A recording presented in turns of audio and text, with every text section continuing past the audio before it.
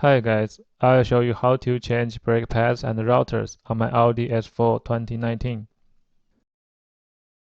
I got these ECS Tuning drilled and slotted rotors and EBC Yellow Stuff brake pads for my track days. The front brake pads are larger because the front caliper is larger and has 6 pistons. This tutorial should apply to Audi S4 and S5 B9 2018 and later models. Please check your car's vehicle data label near the spare tire in your trunk. If one of your circle numbers match these numbers, you can follow my steps. Get your gloves, eye protectors, headlamp, and an N95 mask to breathe in less brake dust. Put wheel chocks against rear tires to prevent a sudden move. My garage ground is not flat, so I put them at the front. Let's start with the front left wheel because the brake wear sensor is on this side. Use this removal tool to remove lug caps.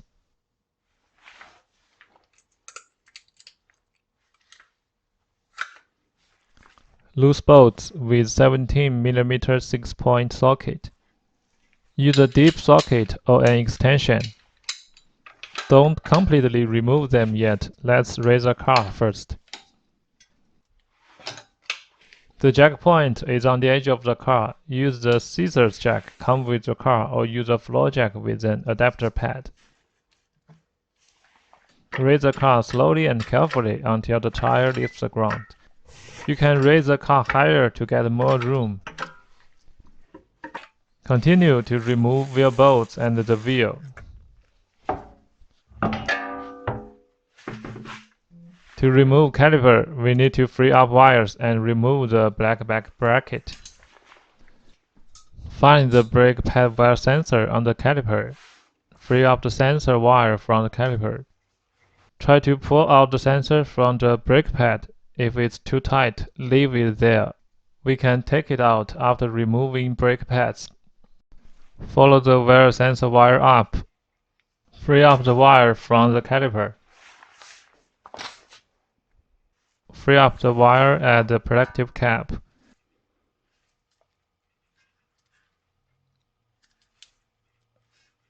The wire connects to the bracket at this connector.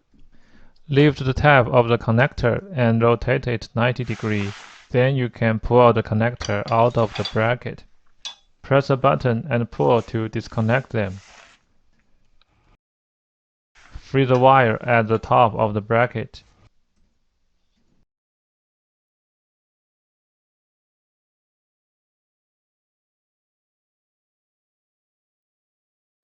Check wires on the left side. Free the wire at the bottom of the bracket. Free the wire at the top.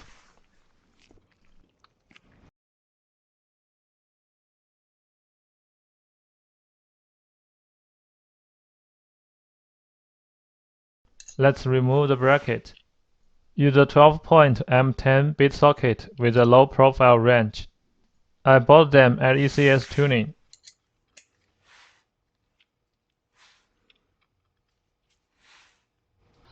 Remove the 2 bolts on the bracket.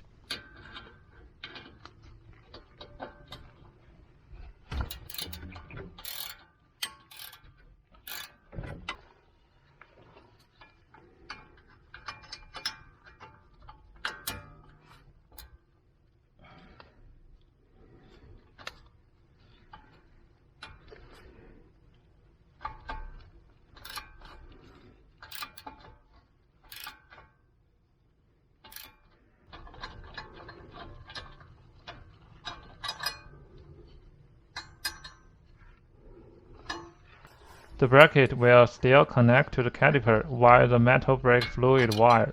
Don't disconnect them unless you want to replace the whole caliper. Let's remove the caliper. Locate the 2 large bolts at the back of the caliper. Use 6-point 13/16 inch or 21mm socket. Loose them with a wrench or a breaker bar. Raise the car higher for more room. Prepare a box to put the caliper down. Never let the caliper hang on the brake hose or the bracket. Hold the caliper up a little so that it's easier to remove bolts.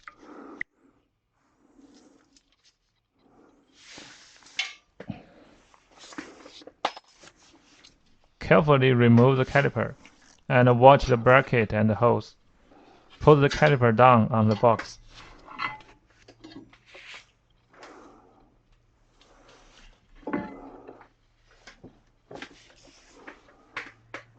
Take brake pads out.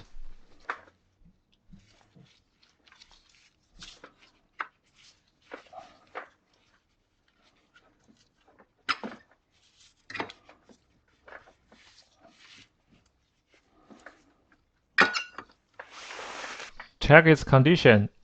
It should wear evenly. If not, something may be wrong with your caliper or rotor.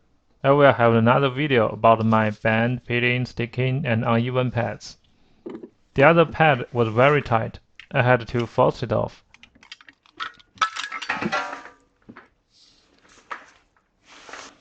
I damaged the wire sensor. The sensor will usually be replaced when replacing pads. Compare both pads. They should wear similarly.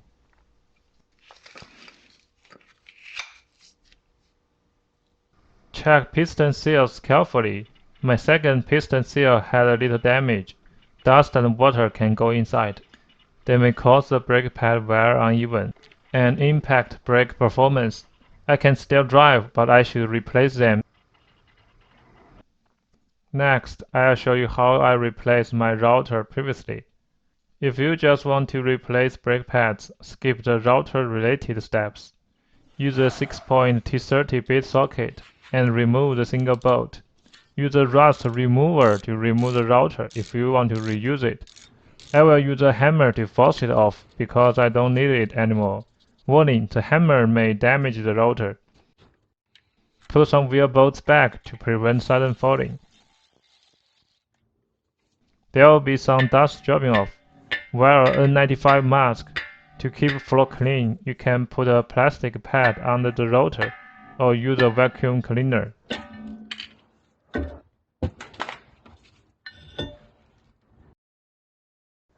Do some cleaning. Use a rust remover. Thoroughly clean the brake rotor and hub contact surfaces and clean them of corrosion. Install the new rotor with a bolt.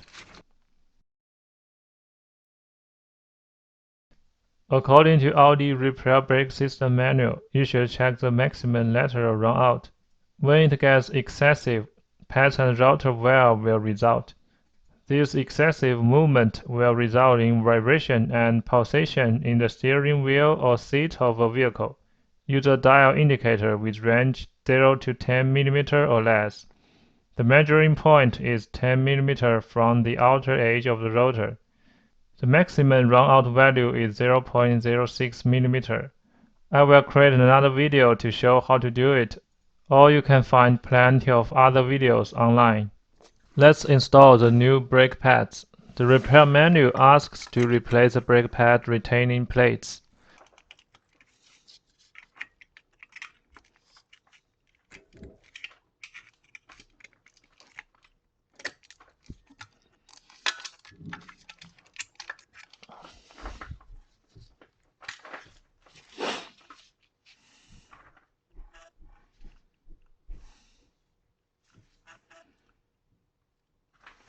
Each caliper has 4 such retaining plates. You need 8 plates for the 2 calipers. I will create another video about reading manual and buying parts.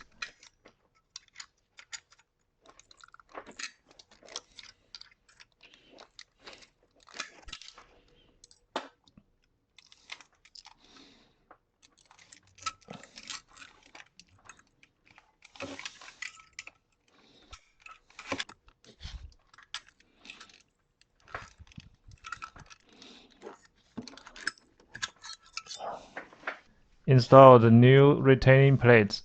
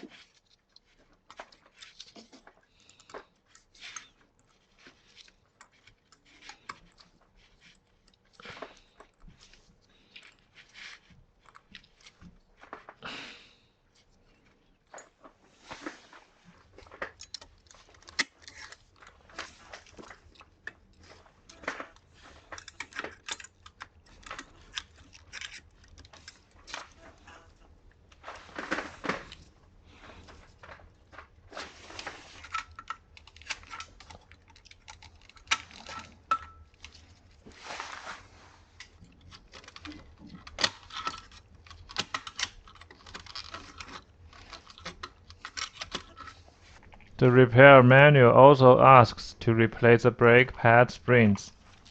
Use a small hammer to remove them.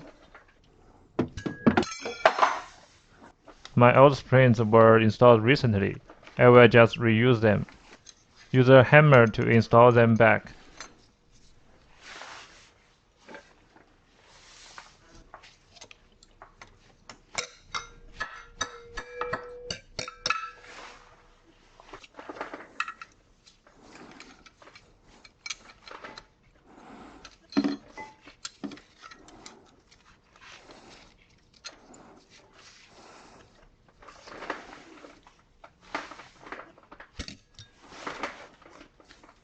Check which brake pads goes to the inner side and which goes outer. Both pads have grooves for wear sensor, but the wear sensor will only be inserted into the inner pad. Match pad's groove with the caliper's groove. This is wrong. This is correct.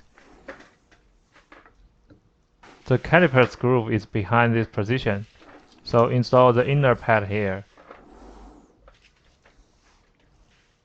Thinly coat the sliding contact points with grease. Use heat-resistant grease designed for brake calipers.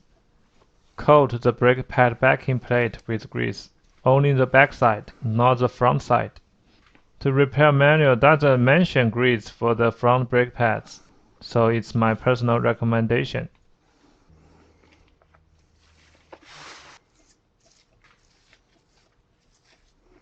Insert brake pads into the caliper.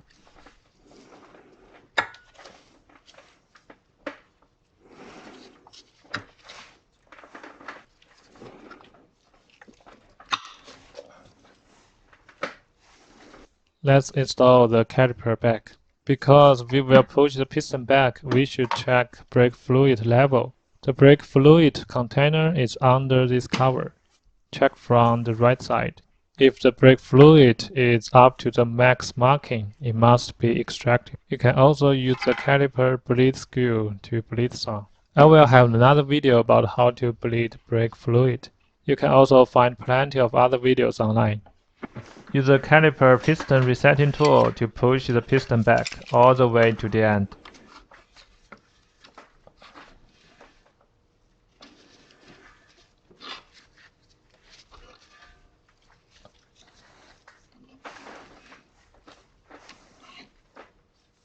Install the caliper back with the two large bolts.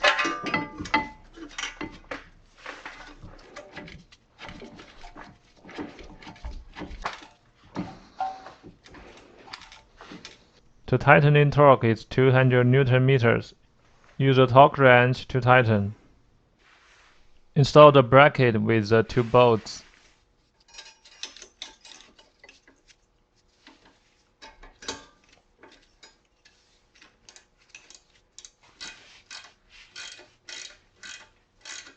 Connect the new brake pad wear sensor wire.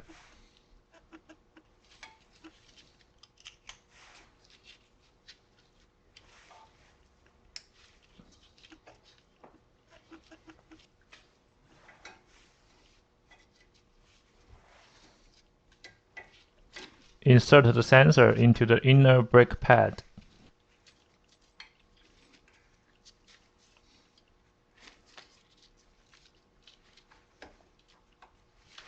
Lock the sensor on the caliper. My new sensor wire is too short, so I cannot put it under the protective cap of the bleed screw. It's okay. Put the wire back on the bracket.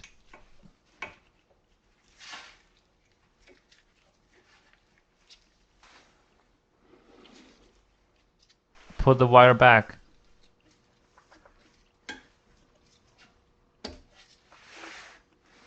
Put the wire back.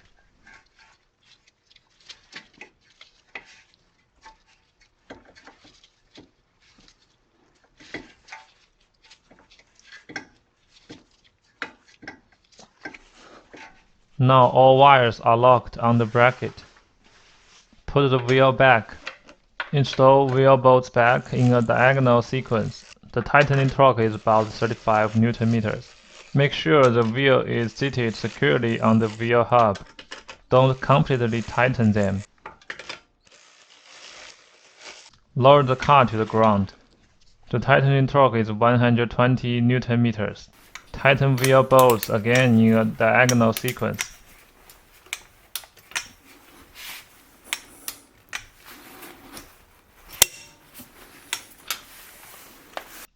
Repeat the above steps to replace right front brake pads and rotor. Firmly press the brake pedal several times to that the brake pads in the operating condition properly sit in their respective position. That's all. Find my other video for rear rotors and pads.